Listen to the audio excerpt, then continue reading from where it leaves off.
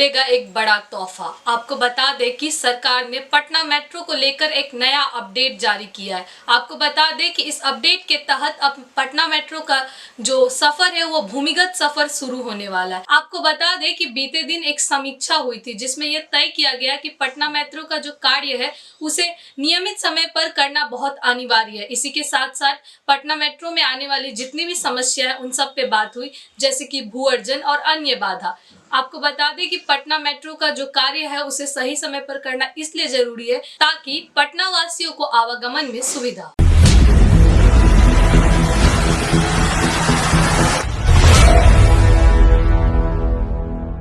Patna metro rail परियोजना की समीक्षा बैठक में प्रमंडलीय आयुक्त ने परियोजना को समय पर पूरा करने का निर्देश दिया। डीआरसी ने भू अर्जन और अन्य बाधाओं को हल करने पर जोर दिया। अंडरग्राउंड स्टेशनों के निर्माण की प्रगति पर भी चर्चा हुई। मेट्रो से यातायात सुगम होगा और शहर का विकास भी पर्यटन को बढ़ावा मिलेगा। प्रमंडलीय आयुक्त मयंक वरवारे ने मंगलवार को पटना मेट्रो रेल परियोजना की समीक्षा बैठक की अध्यक्षता की।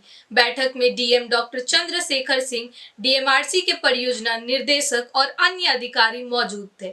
वरवरे ने परियोजना को समय सीमा में पूरा करने पर जोर दिया। डीआरसी ने परियोजना की प्रगति के बारे में प्रस्तुति दी। भू अर्जन और अन्य बाधाओं को दूर करने पर चर्चा हुई। परियोजना से शहर के लोगों को बेहतर परिवहन सुविधा मिले। इसी के साथ साथ अंडरग्राउंड स्टेशनों के निर्माण को लेकर भी चर्चा हुई। डीआरसी के परियोजना निर्देशक ने अंडरग्राउंड मेट्रो स्टेशनों, डिपो और अन्य स्टेशनों की प्रगति के बारे में बताया। आकाशवाणी, गांधी मैदान, पीएमसीएच, पटना विश्वविद्यालय, मोइनू लहक स्टेशन, राजेंद्र नगर स्टेशन जैसे अंडरग्राउंड स्टेशनों के निर्माण पर चर्चा हुई।